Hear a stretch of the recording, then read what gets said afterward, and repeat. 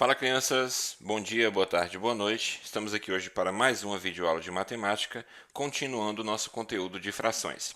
Hoje vamos falar de números mistos. Em alguns livros aparece também como frações mistas, tá bom? Então a gente pode chamar tanto de números mistos como frações mistas. Inclusive, a gente já viu no nosso último exercício, na correção que a gente fez na nossa última live, algum desses números, né? Algumas das frações que a gente conhece como frações mistas. Bem, observe os números dessa receita. 1 quilo de farinha de trigo, aí você tem aqui um quarto de tablete, né, de manteiga, uma colher de café de fermento em pó, uma pitada de sal e um ovo, né?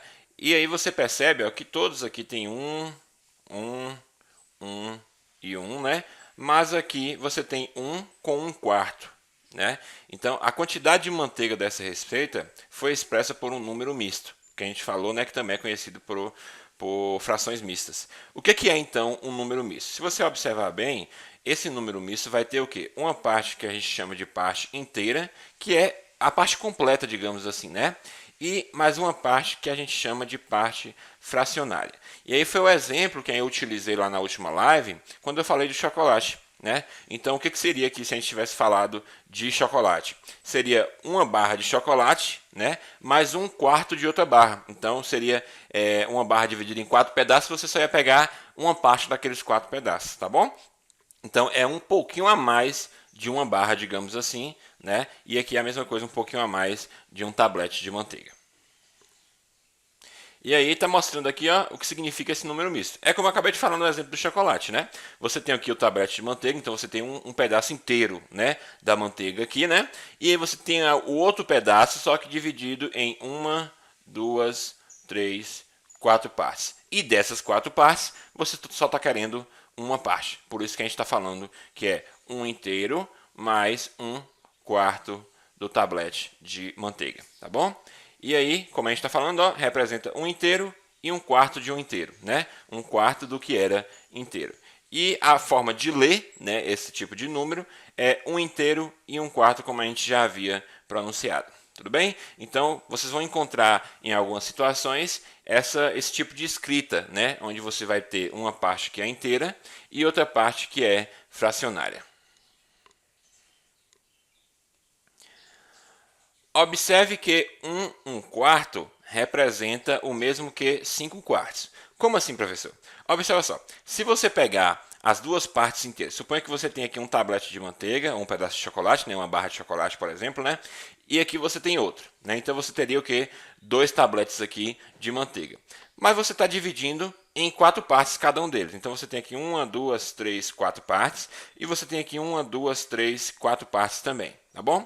E aí, você, para representar aqui um inteiro e um quarto, e agora a gente dividiu em 4 partes, você está pegando o quê? Uma, duas, três, quatro, 5 partes, né, desses tabletes que a gente dividiu aqui, né, em 4 partes cada um. Então você teria a mesma coisa que 5 quartos. Então, note que na fração 5 quartos, o numerador é maior que o denominador. Isso significa que a fração representa mais que o inteiro. Sim, né? Porque assim, se a gente está dividindo em 4 partes, e você tem aqui um número que é maior que esses 4, quer dizer o quê? Que essas 4 partes, né, formam um inteiro, e você acabou de passar dessas 4 partes. Então você tem um inteiro e mais um pouquinho. E aí eu vou só mostrar o que a gente já mostrou em live, de como você consegue transformar esse número misto, né, numa fração única, né? Então, como é que a gente faz? Olha só, lembre-se que a gente falou na live, multiplica o denominador com esse número inteiro aqui, né? Então, você multiplica e depois você soma com o numerador. Então, você teria o quê? 4 vezes 1 dá 4, né?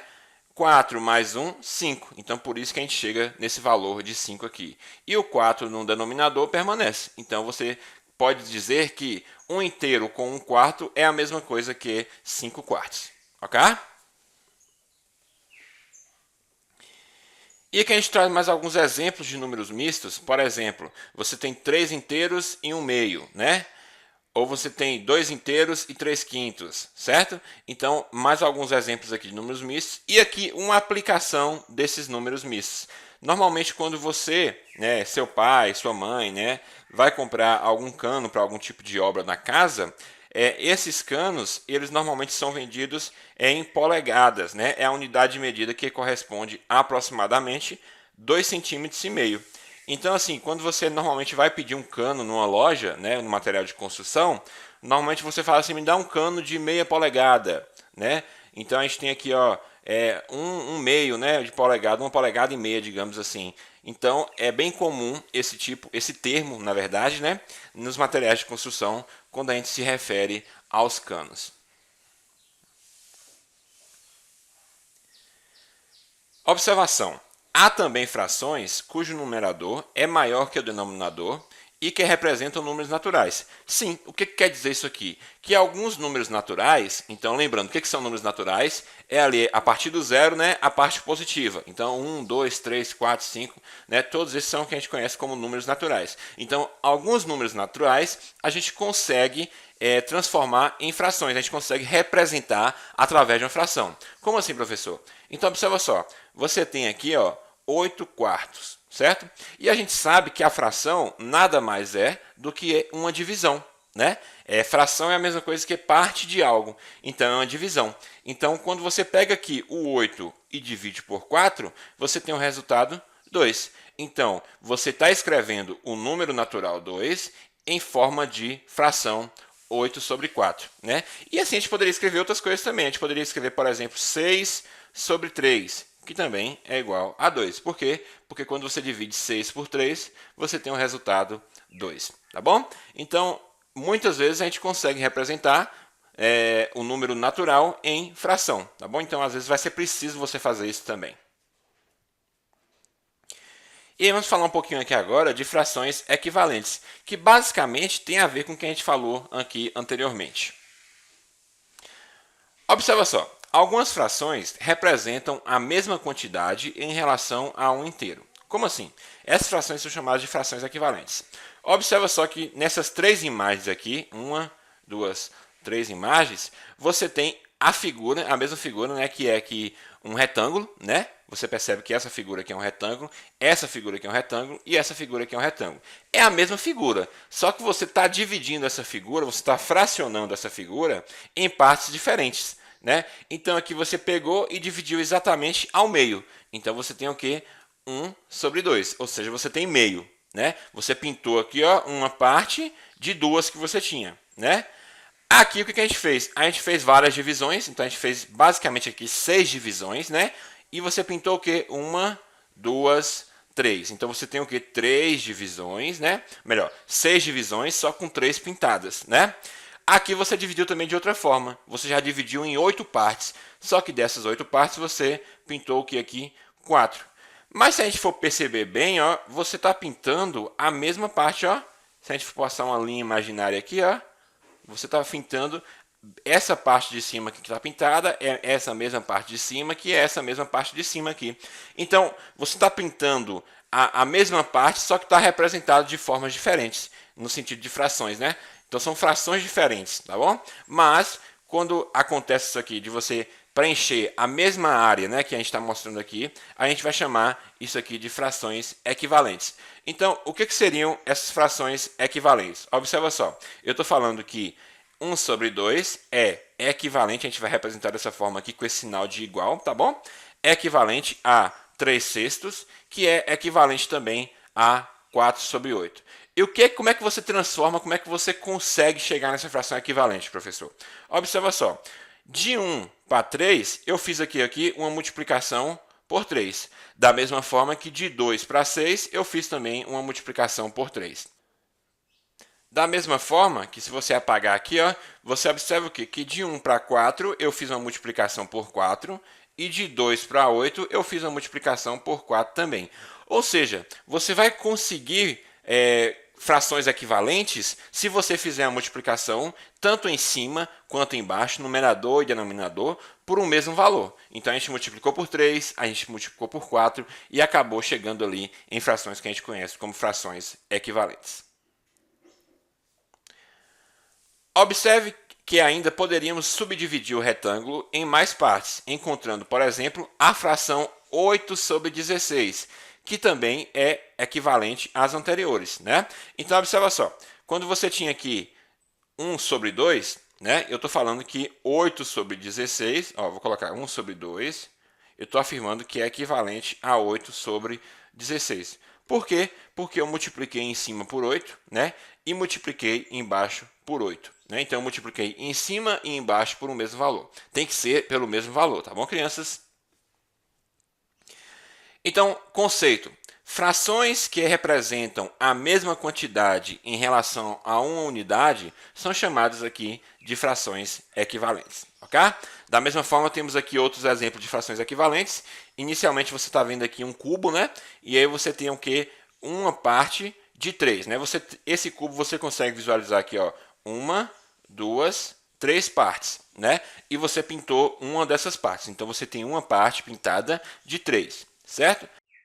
Nesse segundo exemplo aqui, perceba que você tem o mesmo cubo, né? Como é uma figura em 3 dimensões, pode ser que a gente tenha um pouquinho de dificuldade em enxergar o cubo, tá bom? Mas se a gente for pensar bem, ó, você tem aqui agora, olhando de uma outra perspectiva, você tem aqui 1, 2, 3, 4, 5, 6. Né? Você tem 6 partes aqui iguais, né? E aí você pintou o quê? Você pintou duas dessas partes. Então, você pintou duas de 6. Tudo bem? Da mesma forma, agora você tem o quê? 12 divisões e você acabou pintando 1, 2, 3, 4. Tá bom? É a mesma figura, então ó, são também proporcionais aqui, né? São figuras equivalentes, são frações equivalentes. Então, perceba que desse 1/3 para 2/6, né? Eu estou multiplicando por 2, né? 2 vezes 1, 2, 2 vezes 3, 6. Certo? Da mesma forma que se eu pegar de 2/6 para 4/12, eu estou multiplicando também por 2. 2 vezes 2, 4, e 2 vezes 6, 12. Né? Da mesma forma que eu posso pensar aqui também, ó, de 1/3 para 4 sobre 12, se a gente multiplicar por 4, a gente chega nesse valor. Ó. 4 vezes 1 dá 4, 4 vezes 3 dá 12. Então, perceba que é sempre multiplicando pelo mesmo número, numerador e denominador. Quando multiplicamos ou dividimos o numerador e o denominador de uma fração por um mesmo número diferente de zero, obtemos uma fração equivalente à fração inicial. Foi o que eu acabei de falar, né? Eu já havia antecipado para vocês, na verdade, o conteúdo. Então, você tem 2/3 é equivalente a 10 sobre 15. Né? Por quê? Porque você multiplica em cima e embaixo por 5, você chega nessas frações equivalentes. Tá certo? Aqui é a mesma coisa, ó. 7 sobre 4 é equivalente a 21 sobre 12. Por quê? Porque se eu multiplicar o 7 por 3 dá 21, e se eu multiplicar o 4 por 3 dá 12. Perceba que o inverso também vale, né? Se você dividir, né? Se você fizer o procedimento inverso, se você pegar 27 dividido por 3 dá 9. Se você dividir embaixo também 12 por 3 dá 4. Então, essas frações são equivalentes. Da mesma forma que se você fizer aqui o 9 multiplicado por 3 dá 27, e o 4 multiplicado por 3 vai dar 12. Né? Aqui na letra D, a mesma coisa. 36 dividido por 9 dá 4. 45 dividido por 9 dá 5. Simplificação de frações. A gente falou também sobre isso na nossa última live na correção de exercícios, né? Então, em algumas frações, é possível dividir o numerador e o denominador por um mesmo número diferente de 1. Né? Por que diferente de 1? Porque se você dividir por 1, não vai mudar nada, né? Vai continuar a mesma coisa. Quando efetuamos esse procedimento, dizemos que houve uma simplificação da fração. A fração obtida nesse processo é equivalente à fração dada, como a gente viu até no slide anterior. Então, observa só, alguns exemplos aqui.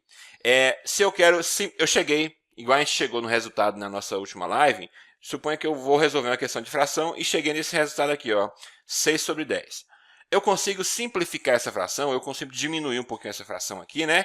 Eu consigo, né? Porque se você dividir em cima por 2, né, vai dar 3, e dividir embaixo por 2 vai dar 5.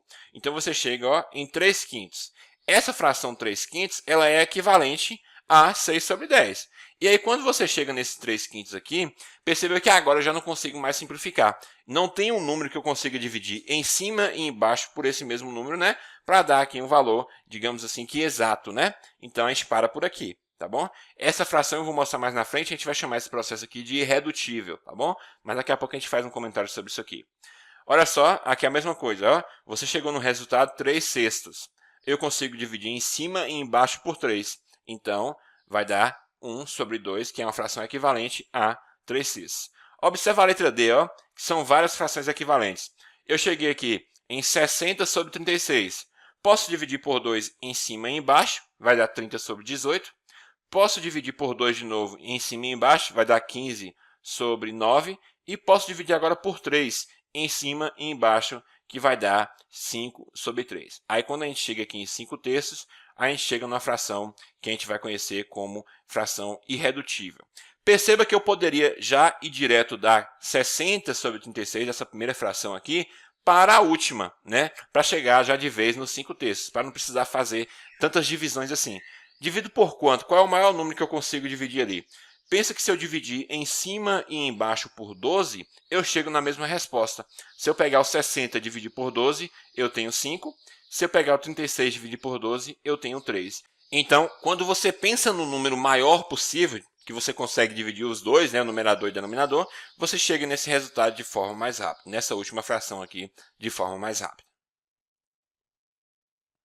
E aqui foi o que eu falei, ó. Quando simplificamos uma fração e obtemos numerador e denominador que tem apenas o 1 como divisor comum, dizemos que a fração é irredutível. Ou seja, você não consegue reduzir mais aquela fração. Você não consegue simplificar mais aquela fração. Não há um número que você divida em cima e embaixo que você consiga reduzir ainda mais aquela fração. Então, essa fração torna-se irredutível, tá bom? Ou seja, ela não pode ser mais simplificada. Tudo bem? Então, como a gente mostrou ali anteriormente, está falando acima, mas na verdade é no slide anterior, né? A gente chegou ali em frações irredutíveis, como está mostrando aqui, ó. O 3/5 aqui é uma fração irredutível, 1/2 também, 7/10 e 5/3, ok? Então, são exemplos de frações irredutíveis.